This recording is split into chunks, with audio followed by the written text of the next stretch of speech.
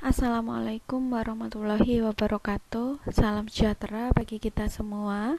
Senang sekali kita sampai di sesi yang ke-14, dan pada sesi yang ke-14 ini kita akan membahas tentang urgensi reformasi birokrasi pelayanan publik. Jika saya uraikan, sebenarnya urgensi itu adalah sesuatu yang mendesak gitu ya, sedangkan reformasi adalah perubahan. Sedangkan birokrasi yang dimaksud dalam sesi 14 ini adalah sebuah organisasi gitu ya. Berarti segala sesuatu yang mendesak yang harus dirubah ya, dimana yang mendesak ini harus segera dirubah di dalam organisasi, khususnya organisasi yang berkaitan dengan pelayanan publik. Nah, urgensinya apa saja sih? Ini terkait dengan permasalahan masyarakat terhadap layanan yang diterima. Jadi masyarakat merasa tidak ada informasi standar pelayanan yang terpublish secara luas, jelas, dan mudah diakses, sehingga menyebabkan masyarakat itu memiliki persepsi bahwa misalnya satu, ada pungutan liar, atau ketika dikenakan biaya, wah pasti ini pungutan liar, walaupun mungkin ada beberapa pelayanan yang memang membutuhkan biaya administrasi. Misalnya ketika kita ke bank, kemudian tujuannya adalah untuk mengaktifkan ATM kita sendiri karena terblokir, misalnya terblokirnya penyebabnya karena misalnya salah PIN. Kemudian kita ke bank, pasti diarahkan ke customer service, kemudian oleh customer service-nya akan ditawarkan bahwasanya ketika akan diberikan ATM yang baru atau pembenahan ATM, maka dikenakan biaya sebesar 10.000. Ketika tidak ada sosialisasi yang sebelumnya atau pernah mereka dengar, maka biasanya masyarakat akan punya persepsi bahwa biaya yang dikeluarkan itu adalah pungutan liar, misalnya seperti itu, karena tidak adanya informasi yang standar tentang pelayanan yang terpublish secara jelas, luas, dan mudah diakses tadi. Kemudian yang kedua, bisa jadi masyarakat tidak tahu mekanisme dan prosedur yang harus dilakukan. Kayak tadi misalnya contohnya yang memperbaiki ATM, masih ada beberapa masyarakat yang bingung gimana ya caranya membetulkan ATM ini di masa pandemi, misalnya apakah tetap pergi ke bank atau bisa dilakukan secara online misalnya ya, misalnya seperti itu. Tapi ternyata kalaupun harus ke bank, mungkin akan sebenarnya mekanismenya lebih mudah, misalnya seperti itu. Kemudian akibat yang lainnya adalah masyarakat tidak tahu persyaratan yang diperlukan. Kemudian yang terakhir adalah tidak ada kepastian waktu pelayanan yang diberikan, tidak ada standar waktu tertentu. Misalnya ketika untuk mengurus kehilangan ATM ini tadi, bukan kehilangan ATM ya, ATM yang terblokir ini tadi, harusnya ada jam pasirnya misalnya. Kayak di kasir-kasir zaman dulu ya, ada jam pasirnya gitu. Kalau misalnya lebih dari 3 menit boleh komplain misalnya. Karena tidak ada seperti itu di zaman sekarang, maka bisa jadi masyarakat berpikir waktu pelayanannya kok nggak pasti ya, bahkan sampai antriannya memanjang. Padahal ketidakpastian waktu ini bisa dialami oleh beberapa masyarakat atau konsumen pada saat itu karena beberapa penyebab yang bisa jadi tidak hanya disebabkan oleh para pelayan publik ini, tetapi bisa jadi juga karena konsumen itu sendiri lebih lama untuk menangkap penjelasan si pelayan publik ini. Nah, hal-hal seperti ini sebenarnya disebabkan oleh tingginya rutinitas dan tanggung jawab formal yang dimiliki oleh pelayan publik tersebut. Jadi jatuhnya itu kaku gitu aturan yang ada. Kemudian penyebab yang lainnya adalah ketika pelayan publik ini berada di status quo, yaitu berada di status yang dia tidak mau menerima perubahan. Kemudian yang ketiga adalah pada saat pelayan publik ini menungganginya dengan kepentingan pribadi. Misalnya ada pungutan liar yang sebenarnya tidak dikenakan biaya tetapi dikenakan biaya. Nah, hal-hal seperti inilah baik dari sudut pandang si masyarakat atau konsumen yang dilayani ataupun penyebab dari pelayan publik itu sendiri mengakibatkan kualitas pelayanan menjadi rendah.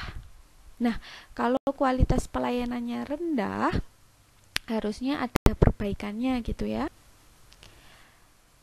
Sebelum kita berbicara bagaimana memperbaikinya, kita harus tahu tanda-tanda kualitas pelayanan rendah. Misalnya, yang pertama adalah kurang responsif.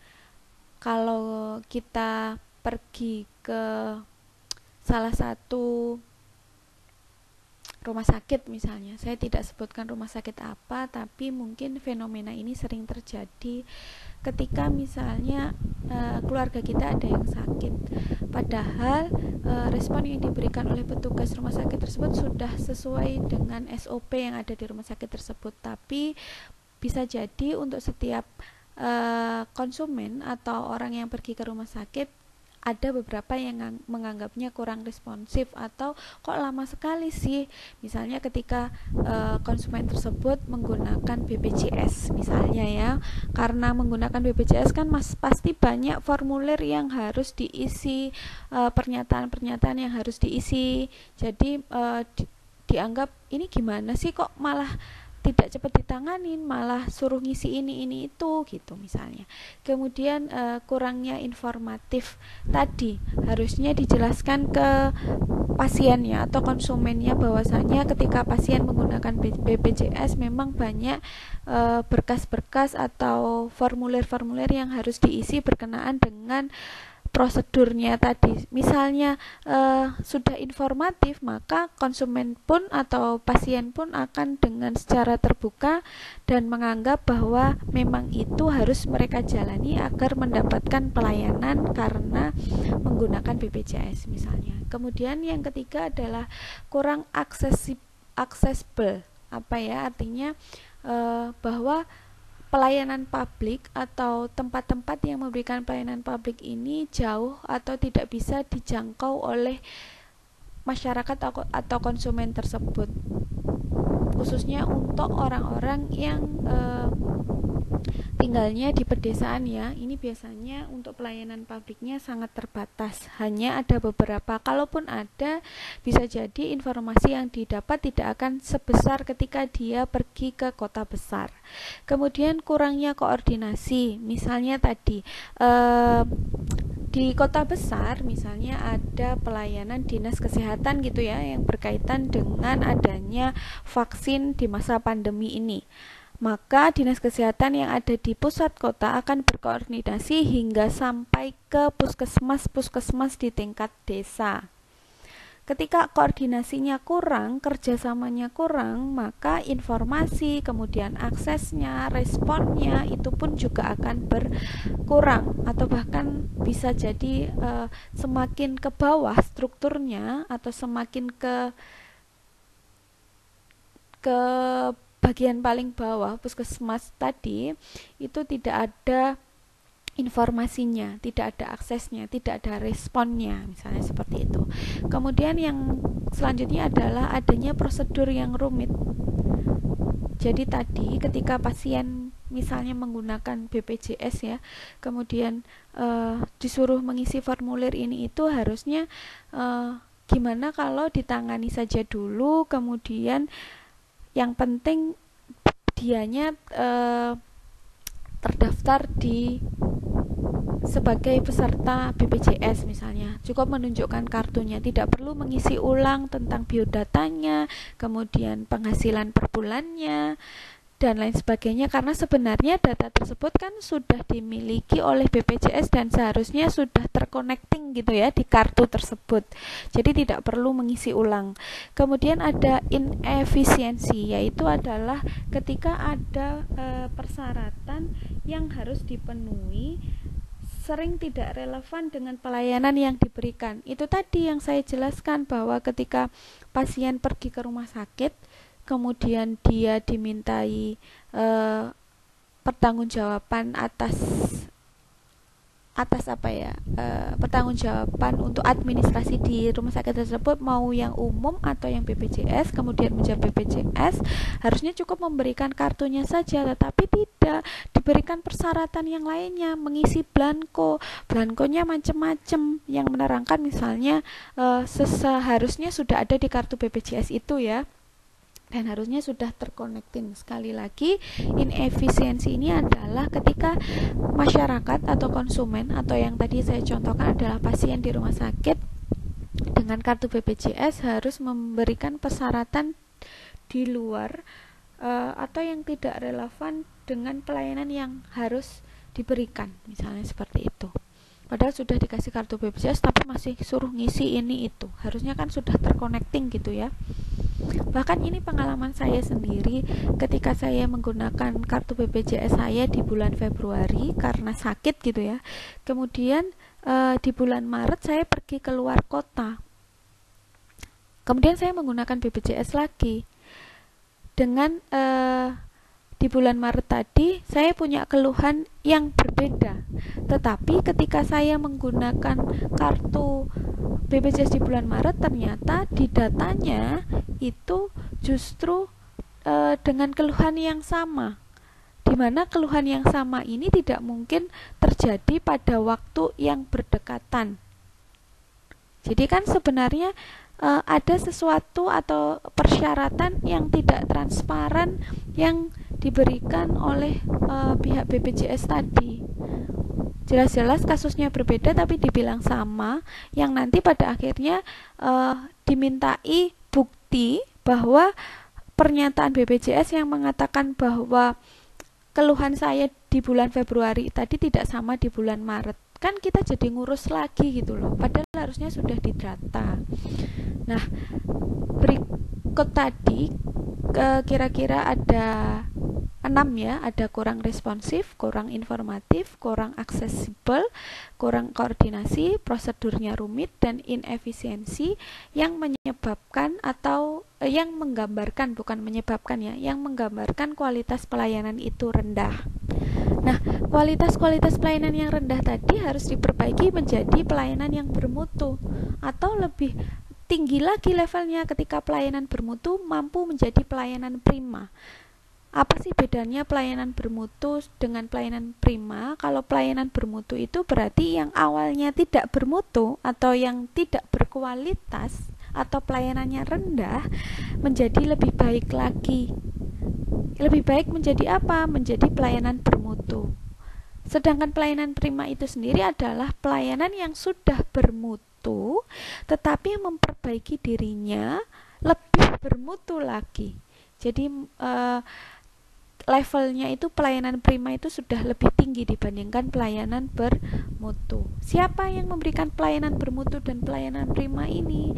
Sebenarnya pada dasarnya kan bawahan ya, atau lini yang paling bawah yang melakukan pelayanan langsung atau yang berhadapan langsung dengan konsumen atau masyarakat. Tetapi sebenarnya sikap yang mau melayani ini harus juga dibentuk oleh seorang pimpinan. Sekali lagi, dalam teori kepemimpinan, pimpinan itu harus mampu mempengaruhi bawahan untuk mencapai tujuan organisasi. Nah, pada sesi ini pimpinan harus dapat mempengaruhi bawahan agar memberikan pelayanan bermutu dan pelayanan prima untuk mencapai kinerja pelayanan publik yang bermutu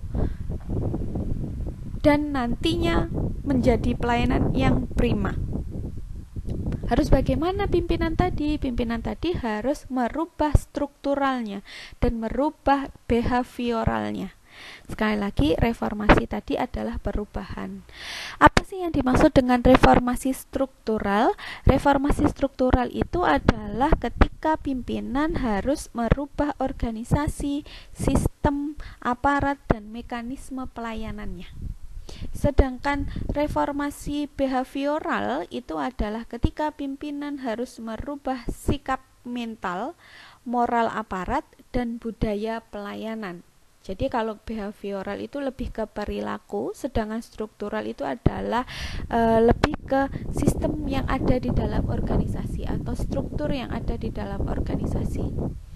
Ketika berbicara struktur, berarti pimpinan harus mampu memilih seseorang atau bawahan tadi yang sesuai dengan kemampuannya, dimana kalau bagian pelayanan ya berarti orangnya adalah orang yang memang menservis orang lain, misalnya seperti itu ya.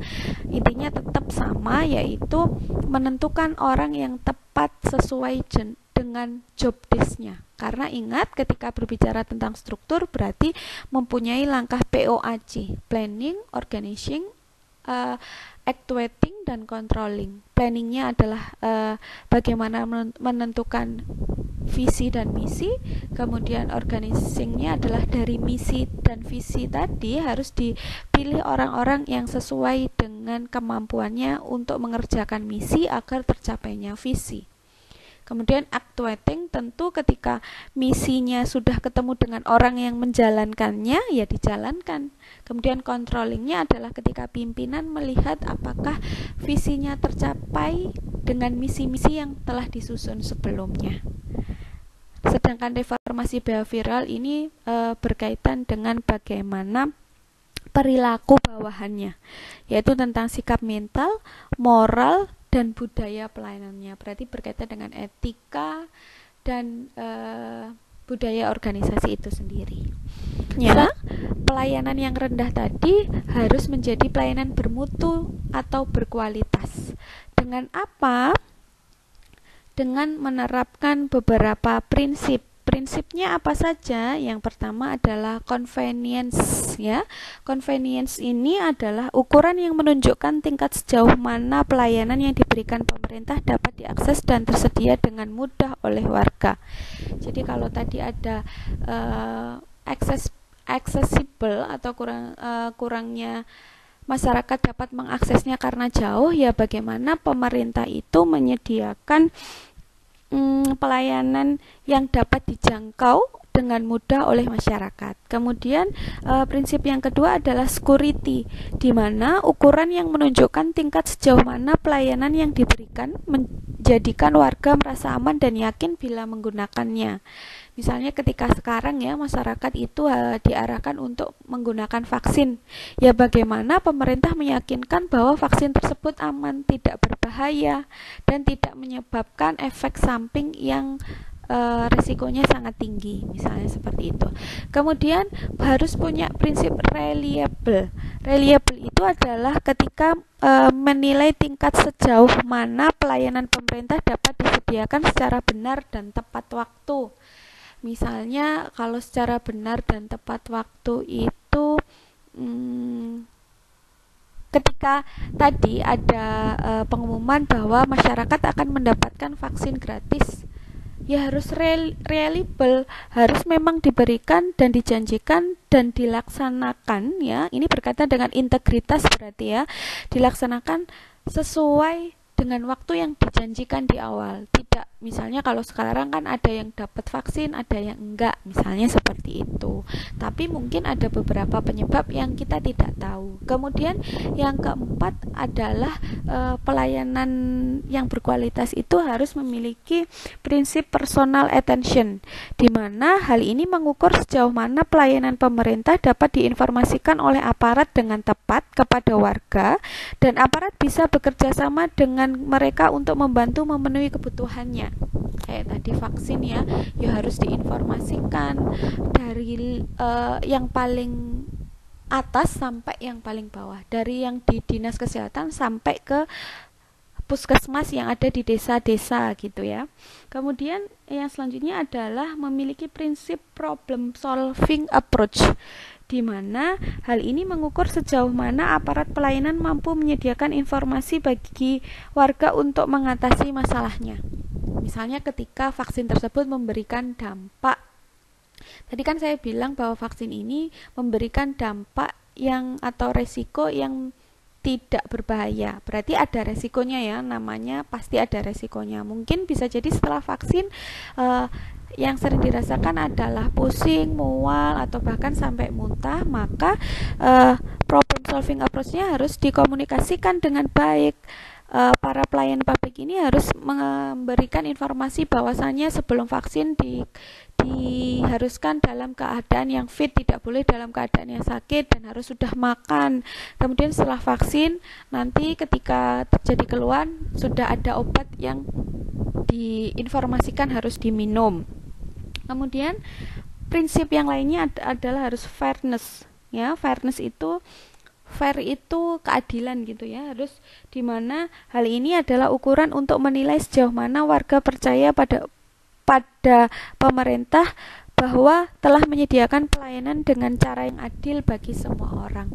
Jadi tidak pilih-pilih, vaksin ini untuk seluruh masyarakat, tidak hanya yang misalnya yang untuk umur-umur tertentu, atau kalaupun memang difokuskan untuk umur-umur tertentu, ya berarti umur-umur tertentu itu harus dapat semua, tidak hanya ada yang di kota kemudian yang di daerah yang paling pelosok tidak dapat gitu misalnya. Ataupun kalau misalnya diperuntukkan untuk garda terdepan dulu, ya semua yang garda terdepan itu harus dapat, tidak hanya misalnya ada beberapa guru atau dosen atau apalagi garda terdepan itu ya, aparat hukum misalnya seperti itu. Kemudian yang selanjutnya harus memiliki prinsip fiscal responsibility, di mana prinsip ini adalah ukuran untuk menilai sejauh mana warga percaya bahwa pemerintah telah menyediakan pelayanan dengan cara menggunakan uang publik dengan penuh tanggung jawab. Misalnya ketika kita membayar pelayanan publik, contohnya adalah membayar uang tol misalnya, kita harus tahu sebenarnya uang tol misalnya kalau dari sini ke Malang itu biayanya 45 sekian gitu ya, 45.000 sekian kalau nggak salah. Itu harus transparan sebenarnya uang ini untuk apa saja ya, kok mahal sekali misalnya. Ada beberapa orang yang berpikir seperti itu. Berarti harus ada transparansi yang dijelaskan agar prinsip fiscal responsibility ini bisa dibuktikan oleh pemerintah. Kemudian yang terakhir adalah prinsip pelayanan berkualitas atau yang bermutu tadi adalah tentang citizen influence, di mana hal ini mengukur sejauh mana warga merasa bahwa mereka dapat mempengaruhi mutu pelayanan yang diterima dari pemerintah. Ini artinya adalah pemerintah mau dengan terbuka menerima kritik dan saran dari masyarakat atau warga pengguna pelayanan publik tersebut. Ketika dikritik dan diberikan saran, ya harus mau menerima atau bahkan rela melakukan perubahan demi apa yang diinginkan oleh masyarakat. Nah, berikut ada 8 prinsip pelayanan yang di mana prinsip-prinsip ini menjadikan pelayanan yang awalnya tidak bermutu, yang awalnya berkualitas rendah menjadi berkualitas dan bermutu, ya. Maka tadi ketika pelayanan kualitas rendah atau tidak bermutu berubah menjadi pelayanan kualitas bermutu karena ada 8 prinsip, akan menjadi pelayanan prima ketika memiliki prinsip pelayanan prima itu sendiri. Yang pertama adalah harus responsif. Jadi hal ini menggambarkan bahwa setiap jenis produk, proses, dan mutu pelayanan publik itu harus selalu sesuai dengan kebutuhan, keinginan, dan harapan masyarakat. Kalau tadi pergi ke rumah sakit menganggap bahwa kurang respon, ya, atau tidak responsif, ya berarti prosedurnya harus dirubah.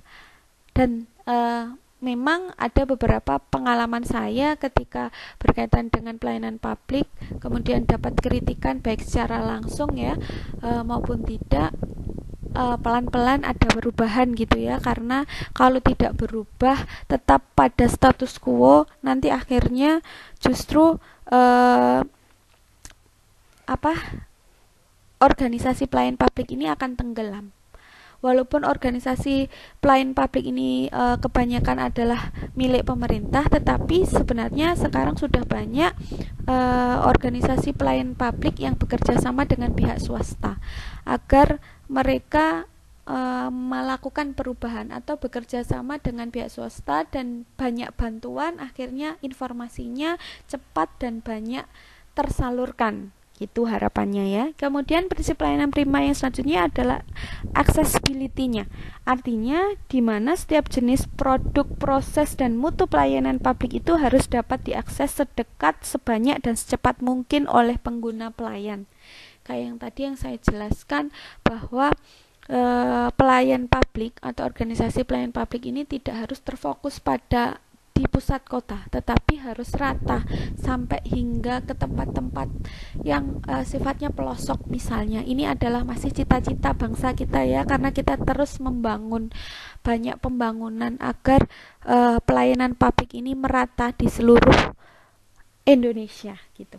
Kemudian yang ketiga, kalau mau jadi pelayanan yang prima itu harus punya prinsip continuity, di mana setiap jenis produk, proses, dan mutu pelayanan publik itu harus secara terus-menerus tersedia bagi masyarakat pengguna layanan.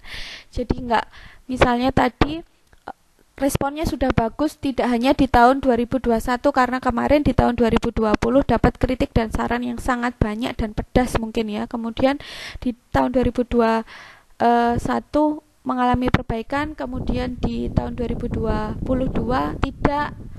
Jadi harus continuity, harus terus menerus sampai waktu yang tidak dapat dijanjikan, tapi selalu memperbaiki pelayanannya.